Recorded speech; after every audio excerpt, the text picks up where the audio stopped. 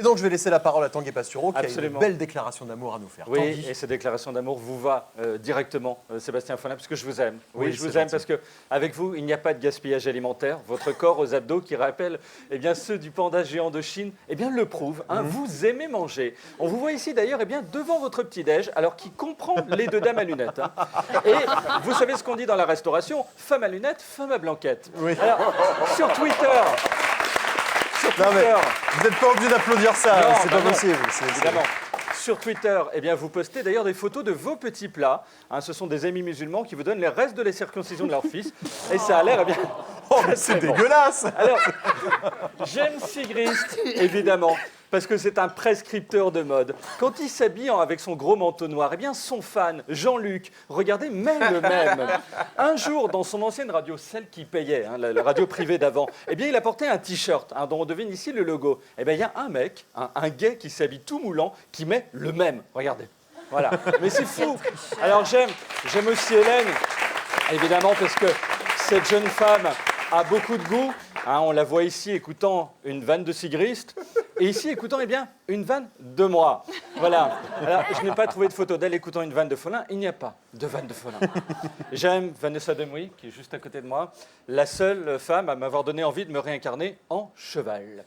Voilà.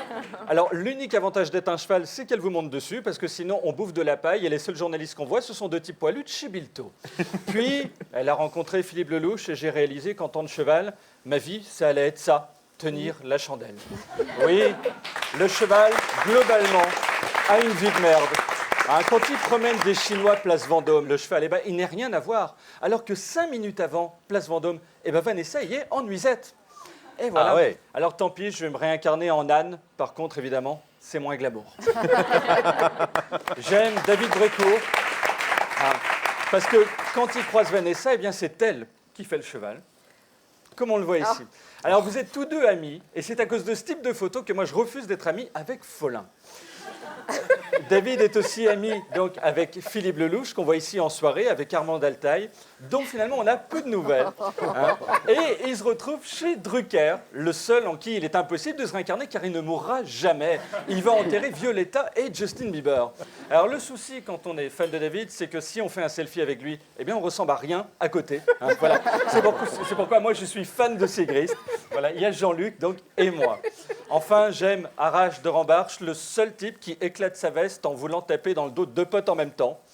Alors, il vient nous parler, avec Kimbo, qui est ici en train de cuisiner, du gaspillage alimentaire, qu'on peut aussi régler en demandant à Gérard Depardieu, le Follin blanc, de tout finir. Voilà. Parce que lui, regardez, il mange, il remange, et il mange encore. Alors ici, une spécialité chinoise, hein, que normalement, il faut faire cuire. Bref, mes petits choux, je vous aime.